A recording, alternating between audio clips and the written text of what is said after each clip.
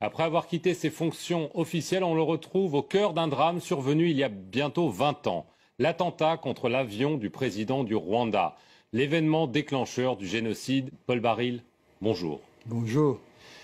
Alors on va parler du Rwanda parce que ces jours-ci sort un livre qui s'appelle « Le capitaine Baril brise le silence, la tragédie du Rwanda, ses origines, ses coupables » aux éditions Jean Picolec. Et vous n'y allez pas par quatre chemins, à savoir que vous prenez à rebours la thèse officielle qui veut que ce sont des extrémistes Hutus qui ont descendu, entre guillemets, l'avion du président Habyarimana, qui était lui-même Hutu mais jugé trop modéré, pour ensuite déclencher le génocide contre les Tutsis.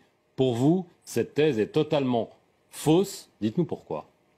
Parce que d'abord, on n'a jamais donné le nom de ces extrémistes. On parle d'un groupe d'extrémistes. Moi, je voudrais savoir lesquels ont appuyé sur la détente. Et je suis un enquêteur, je suis un gendarme et fils de gendarme. La première question qu'on se pose, à qui profite le crime ? Le crime, il profite à une seule et même personne, c'est Kagame. Sans cet attentat, il ne serait pas chef d'État aujourd'hui. Paul Kagame, qui était donc le leader du Front patriotique rwandais, le mouvement rebelle de l'époque. Non, il n'était pas le leader du mouvement patriotique, il était le chef des services de renseignement de l'Ouganda. Il était militaire ougandais, il percevait un salaire ougandais et il a été en Amérique faire des stages dans les unités spéciales américaines avec un passeport ougandais. C'était un rebelle et c'est un terroriste avéré. Alors, vous lancez des accusations très graves contre Paul Kagame parce que vous insinuez que c'est lui, le FPR, donc son mouvement, qui a commis cet attentat dans le but de déclencher des massacres et de prendre le pouvoir. Alors que la version la plus largement partagée, c'est que ce sont les Tutsis, et donc les gens comme Paul Kagame, qui ont été victimes de ce génocide. Comment est-ce que vous pouvez affirmer que c'est lui qui a tout manigancé comme ça? Revenons un peu d'histoire. Le 1er octobre 1990, l'Ouganda, avec 3000 rebelles Tutsis, attaque le Rwanda. L'Ouganda, je dis bien, de Museveni, qui est complice de Kagame. La France a des accords de coopération, de défense avec le Rwanda depuis 1975, signés par le président Giscard d'Estaing. Le président Mitterrand apporte le soutien et l'aide au Rwanda et on combat les rebelles ougandais et les gens du FPR. Nous sommes en 1990. Il y a 4 ans de guerre jusqu'à ce que l'avion soit détruit par un attentat terroriste. Dans cet avion, il y a 2 chefs d'État en fonction, plus l'ensemble du gouvernement du Rwanda.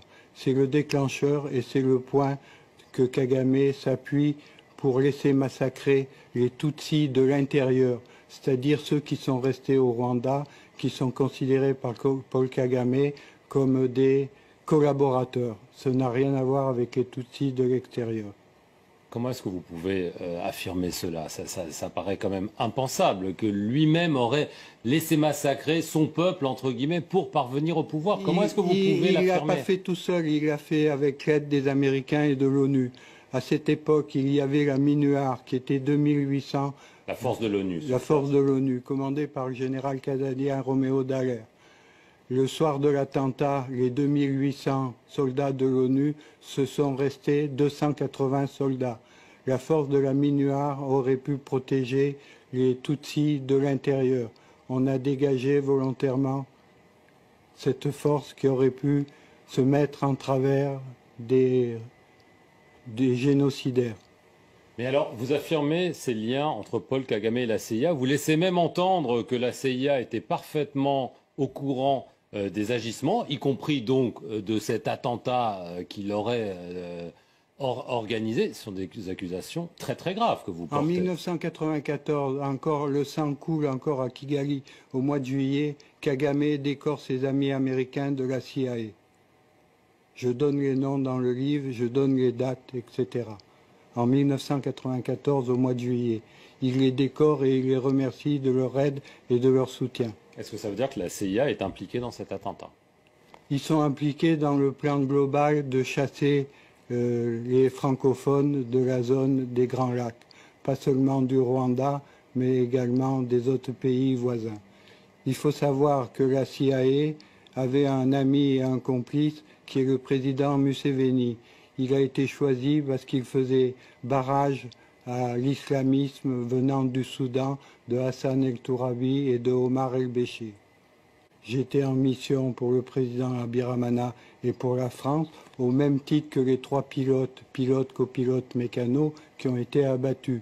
On collaborait pour notre pays. La France était en guerre jusqu'aux accords d'Arusha, qui sont le travail de la France et du président Mitterrand.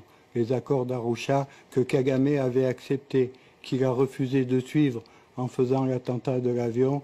Il avait le prétexte pour intervenir militairement. Et concernant, je faisais partie du même dispositif que le pilote, que copilote et le mécano qui appartenait à une société civile qui s'appelait la SATIF. C'était pour le travail de la France, de notre pays. Je voudrais rappeler, parce que c'est important, le juge Bruguière, qui n'est pas quelqu'un de rigolo, qui a pendant 20 ans a mené la politique antiterroriste en France, avait établi 9 mandats d'arrêt internationaux concernant Kagame et son team. Je vous rappellerai que le juge espagnol Meirelles, sur l'assassinat d'Espagnols, l'Espagne n'a rien à voir, il n'y a pas eu de militaires au Rwanda, a établi 40 mandats d'arrêt internationaux. Quand on superpose ces 2 listes, il y a 5 noms qui ressortent, l'état-major de Kagame et Kagame lui-même. Je suis le dernier survivant de l'équipe qui accuse Paul Kagame.